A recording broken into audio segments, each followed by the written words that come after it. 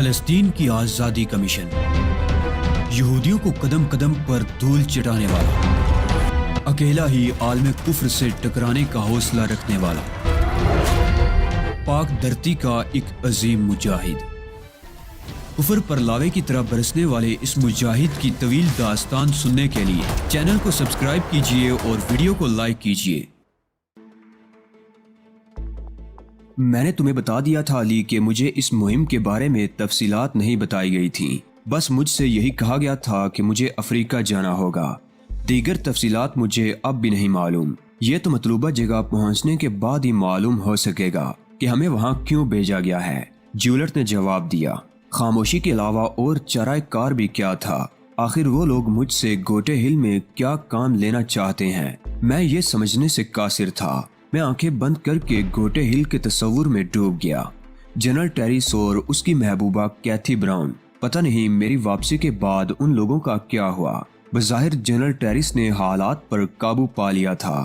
گوٹے ہل پہنچ کر اگر مجھے موقع ملا تو ان دونوں سے ضرور ملاقات کروں گا، لیکن اگر مجھے وہاں ایسی کوئی کارروائی کرنا پڑی جس سے جنرل ٹیریس کو نقصان پہنچا تو کیا ہوگا؟ کیا میں اس کارروائی کے لیے مجبور ہوں گا؟ دل ہی دل میں نے اپنے آپ سے سوال کیا اور میرے دل نے مجھے ایک حتمی جواب دے دیا۔ اگر اولیو ہاورڈ یہ چاہتا ہے کہ جو پودا میں نے اپنے ہاتھوں سے لگایا تھا اسے اپنے ہی ہاتھوں تباہ کر دوں تو اولیو ہاورڈ کو منہ کی کھانی پڑے گی۔ تہذیب کی قیمت پر اگر اس نے مجھے کسی ایسے کام کے لیے مجبور کیا جس کے لیے میرا ضمیر مجھے اجازت نہ دے سکا تو میں وہ کام انجام نہیں دوں گا۔ یہ میرا آخری فیصلہ تھا۔ طیارے کا سفر جاری رہا اور پھر یہ سفر بالآخر کالمو کیمپو پر ختم ہو گیا۔ حسین پہاڑیوں میں گرا ہوا خوبصورت شہر میری نگاہوں میں تھا۔ کالمو کیمپو نامی جگہ یہاں سے کچھ فاصلے پر تھی، لیکن یہ شہر خود بھی اس کی وجہ سے کالمو کیمپو کہلاتا تھا۔ ایئرپورٹ سے نکلنے کے بعد جیولٹ نے مجھ سے کہا، ہمیں اپنے لیے خود ہی کوئی پناہ گاہ تلاش کرنا ہوگی۔ یہاں خوبصورت ہوٹل بھی ہیں۔ میرا خیال ہے ہمیں یہاں سے کسی ہوٹل ہی کا رخ کرنا چاہیے۔ ابھی ہم کوئی حتمی فیصلہ نہیں کر پائے تھے کہ دبلے پتلے بدن کا ایک مجہول سا آدمی ہمارے قریب پہنچ گیا اور اس نے گردن خم کرتے ہوئے کہا، موسیو علی اور میڈم جیولٹ۔ جیولٹ نے چونک کر اسے دیکھا تھا، پھر اس نے گردن ہلاتے ہوئے کہا، ہاں کیا بات ہے؟ آپ کو ہوٹل سیزانو میں قیام کرنا ہے۔ روم نمبر 210 آپ کے لیے مخصوص ہے۔ وہ سامنے سیزانو کی گاڑی کھڑی ہے۔ آپ وہاں پہنچ کر انہیں اپنے روم نمبر کے بارے میں بتا دیجئے۔ آپ کو آپ کے اصل ناموں سے پہچانا جائے گا۔ یہ کہہ کر وہ آگے بڑھ گیا۔ جیولٹ مجھے دیکھنے لگی تھی۔ میں نے گردن ہلاتے ہوئے کہا، چلو آگے بڑھو۔ ہم دونوں اس گاڑی کے قریب پہنچ گئے جس پر ہوٹل سیزانو کا مونوگرام تھا۔ ڈرائیونگ سیٹ پر ایک آدمی بیٹھا ہوا تھا اور دوسرا اس کے نزدیک کھڑا کھڑکی پر ہاتھ رکھے اسے باتیں کر رہا تھا۔ جب ہم اس کے قریب پہنچے تو وہ چونک کر ہماری جانب متوجہ ہو گیا۔ ہمیں سیزانو میں قیام کرنا ہے۔ روم نمبر 210 ہمارے لیے بک ہے۔ تشریف لائیے جناب، اس نے اداب سے کہا اور گاڑی کا پچھلا دروازہ کھول دیا۔ اس کے ساتھ ہی اس نے ہم سے ہمارا سامان لے کر گاڑی کی ڈکی میں رکھ دیا تھا۔ ہم دونوں اندر جا بیٹھے اور ڈرائیور نے سٹارٹ کر کے گاڑی آگے بڑھا دی۔ کالمو کیمپو کے وہ مناظر میری نگاہوں کے سامنے آ گئے تھے جن سے میرا گہرا تعلق رہ چکا تھا۔ تہذیب مالکم ایکس یہاں آ کر بہت زیادہ یاد آ رہی تھی کیونکہ میری اور اس کی زندگی کا ایک اہم حصہ یہاں سے تعلق رکھتا تھا۔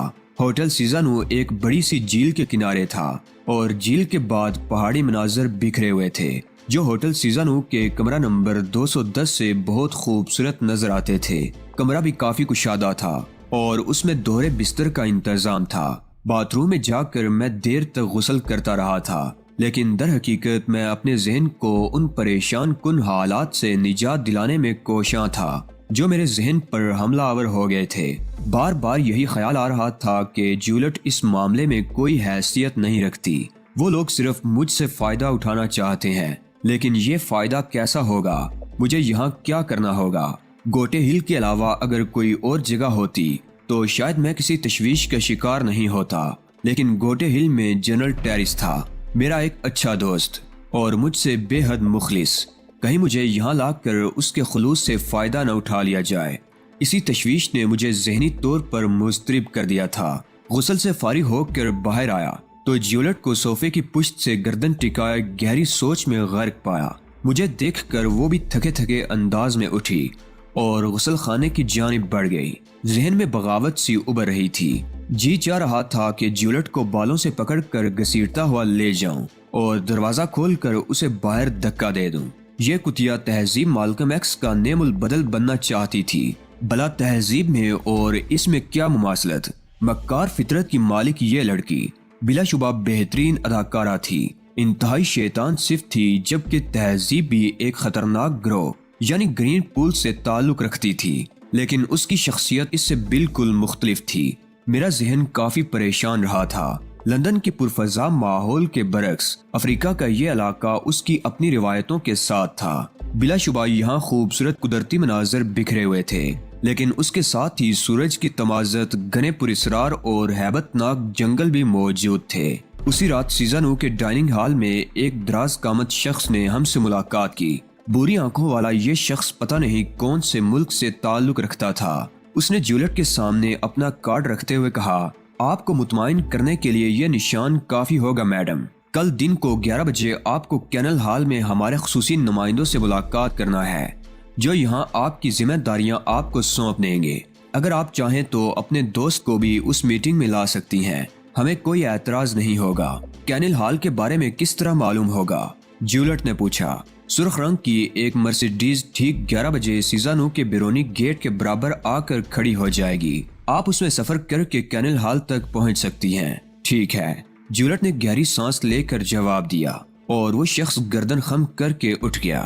جیولٹ میری طرف نہیں دیکھ رہی تھی، اس پر اداسی کا حملہ مسلسل جاری تھا اور میں اب اس کی قربت سے بیزاری سی محسوس کر رہا تھا، لیکن اپنے آپ کو سنبھالنا بھی ضروری تھا۔ کافی دیر تک ہال میں بیٹھے رہنے کے بعد میں اٹھ گیا۔ ذرا بھی فرصت نہیں دیتی تھی یہ بدبخت۔ سمجھ میں نہیں آتا تھا کہ کیا کروں۔ بھر تو رات کو بھی میں اس سلسلے میں سوچتا رہا۔ دوسرے دن صبح ناشتے کے وقت وہ کہنے لگی، اگر تم میرے ساتھ نہ جانا چاہو علی تو میں تمہیں مجبور نہیں کروں گی، لیکن بہتر یہ تھا کہ تم میرے ساتھ چلتے۔ تمہاری موجودگی سے میری ڈارس بندی رہتی ہے۔ ٹھیک ہے، میں چلوں گا، میں نے جواب دیا۔ ہم لوگ تیار ہو کر ٹھیک 11 بجے ہوٹل سے باہر نکل آئے۔ سرخ رنگ کی مرسیڈیز موجود تھی۔ ڈرائیور نے ہم دونوں کے لیے دروازہ کھول دیا اور میں جیولٹ کے ساتھ پچھلی نشست پر بیٹھ گیا۔ کینل ہال ایک قدیم طرز کی عمارت تھی۔ باہر سے خستہ خال نظر آتی تھی، لیکن اندر سے کافی خوبصورت تھی۔ زمین پر قالین بچھے ہوئے تھے۔ ہماری رہنمائی کرنے والا ہمیں لیے ہوئے ایک ہال میں پہنچ گیا۔ انتہائی بلند چھت کا یہ ہال بہت ہی شاندار اشیاء سے آراستہ تھا۔ قدیم طرز کی آبنوسی میز بچھی ہوئی تھی، جس کے اطراف 3 افراد بیٹھے ہوئے تھے۔ تینوں ہی صورت سے جغادری نظر آتے تھے۔ انہوں نے مسکرائے بغیر ہمیں بیٹھنے کا اشارہ کیا۔ صرف 2 کرسیاں اس میز کے گرد اور خالی تھیں، جن پر ہم دونوں بیٹھ گئے۔ ان میں سے ایک چوڑے شانوں والا کوتاہ گردن شخص اپنے پتلے پتلے خشک ہونٹوں پر زبان پھیرتا ہوا بولا، تمہید کی ضرورت نہیں ہے مس جیولٹ، میں آپ کو حقیقت سے روشناس کرائے دیتا ہوں۔ اس نے اپنے پاس رکھی ہوئی ایک چھوٹی سی ٹیبل سے ایک بہت بڑی فائل اٹھائی، جس میں بے شمار صفحات لگے ہوئے تھے۔ فائل درمیان سے کھولنے کے بعد وہ کہنے لگا، اس فائل میں گوٹے ہل سے متعلق تقریباً تمام نقشے، رپورٹیں اور تصویریں موجود ہیں۔ آپ فرصت کے وقت ضرورت کے مطابق اس کا مطالعہ کر سکتی ہیں۔ میں آپ کو صرف وہ حقیقت بتا رہا ہوں جس کے لیے ہمیں آپ کی خدمات کی ضرورت پیش آئے۔ اس شخص نے فائل میں سے ایک بڑا سا کاغذ نکالا اور میز پر پھیلا دیا، پھر ہاتھ کے اشارے سے اس پر بنی ہوئی لکیروں کے متعلق تفصیلات بتانے لگا۔ یہ گوٹے ہل کا مکمل نقشہ ہے۔ درمیان میں یہ جگہ جو آپ دیکھ رہی ہیں، یہی ہماری توجہ کا مرکز ہے۔ اگر آپ اس سیدھی سڑک پر چلی جاتی ہیں تو ایک اور افریقی ملک میں داخل ہو جائیں گی، اور یہاں سے بائیں سمت جو ساحلی علاقہ ہے، یہی گوٹے ہل کا وہ مخصوص حصہ ہے جہاں ہم اپنا کام کرنا چاہتے ہیں۔ اس طرف دریائے وطین بہتا ہے اور یہاں سے پہاڑی علاقہ شروع ہو جاتا ہے۔ مشرقی سمت میں جنگلات ہیں۔ اس سمت 2 بڑے قبیلے آباد ہیں۔ دریا کے مشرق میں ایک قبیلہ وحشیانہ زندگی بسر کرتا ہے اور کبھی اپنے ٹھکانوں سے نکل کر دریا پار جانے کی تمنا نہیں کرتا۔ دوسرا قبیلہ جس کی آبادی تقریباً 80,000 افراد پر مشتمل ہے، مقامی سربراہ جنرل ٹیرس کے خلاف ہے اور پرانے سربراہ والٹو موبائے کا حامی ہے۔ چنانچہ ان جنگلات میں ہونے والی کارروائیوں کی اگر کوئی مخالفت کی جا سکتی ہے تو وہ صرف اسی قبیلے سے متوقع ہو سکتی ہے۔ ہماری آرگنائزیشن اس علاقے یعنی سارڈان سے دلچسپی رکھتی ہے۔ سارڈان کی ان پہاڑیوں میں کچھ ایسی اشیاء موجود ہیں جو اگر ہمیں حاصل ہو جائیں تو ہم بہت بڑا منافع حاصل کر سکتے ہیں۔ ابھی تھوڑے ہی دن قبل کی بات ہے کہ ایک شخص ان پہاڑیوں سے کچھ نمونے لے کر کالمو کیمپوں میں ٹھہرا اور اتفاق سے وہ ہمارے آدمیوں کے ہاتھ لگ گیا، اسے قتل کر دیا گیا اور وہ نمونے حاصل کر لیے گئے۔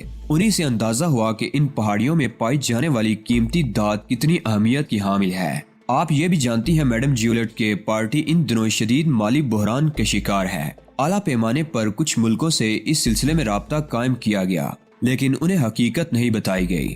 اس دھات کو ان پہاڑیوں سے نکالنے کے لیے ہم غیر قانونی ذرائع نہیں اختیار کر سکتے کیونکہ یہ انتہائی مشکل کام ہے، لیکن خوش بختی یہ ہے کہ ان پہاڑیوں میں مختلف قسم کی اشیاء تلاش کرنے کے ٹھیکے غیر ملکی کمپنیوں کو دیے جاتے ہیں اور ہم اسی کوشش میں مصروف ہیں کہ اس علاقے کا ٹھیکہ حاصل کر لیں۔ لیکن وہ شخص جسے ہم نے قتل کر دیا تھا شاید کالمو کیمپوں میں تنہا نہیں تھا، اس کے ساتھی بھی موجود تھے اور اس کی اپنی پارٹی کو اس حقیقت کا علم ہو گیا تھا کہ سارڈان کی پہاڑیوں میں موجود دھات کس قدر اہمیت کی حامل ہے۔ چنانچہ اس وقت ایک شدید بحران آیا ہوا ہے۔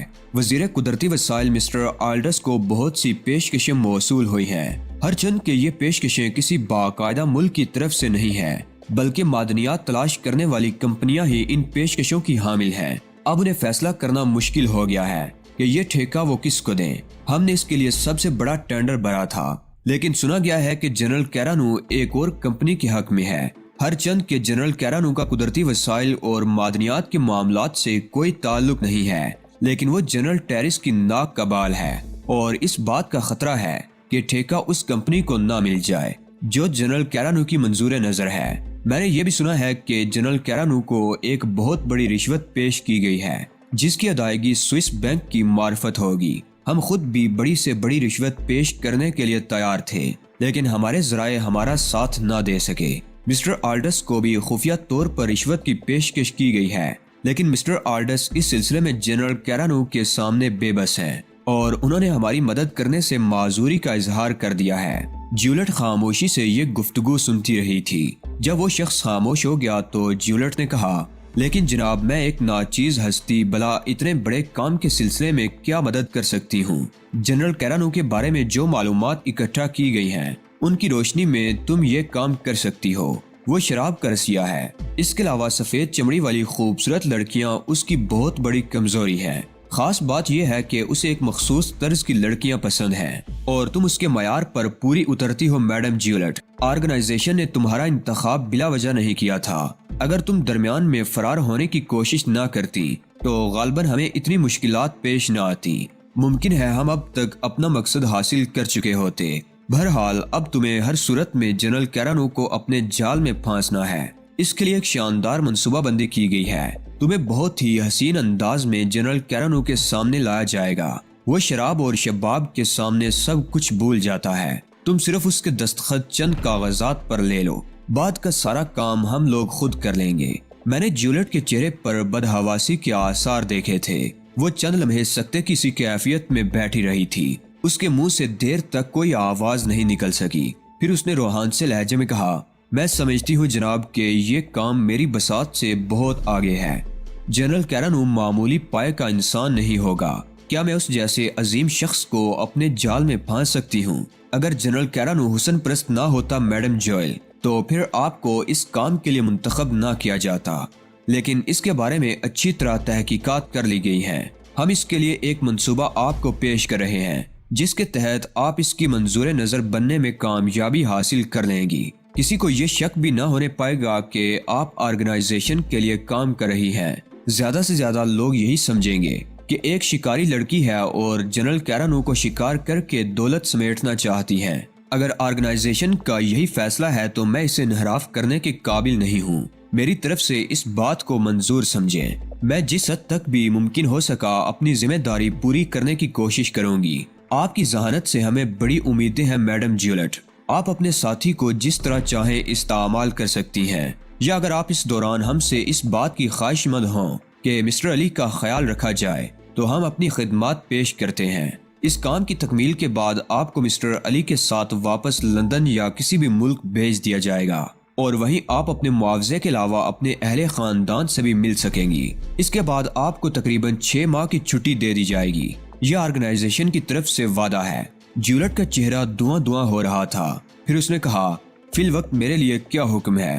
کیا یہاں سے مجھے آپ کے منصوبے کے مطابق آپ کے ساتھ چلے جانا ہوگا یا اس سلسلے میں مجھے کچھ وقت دیا جا سکتا ہے؟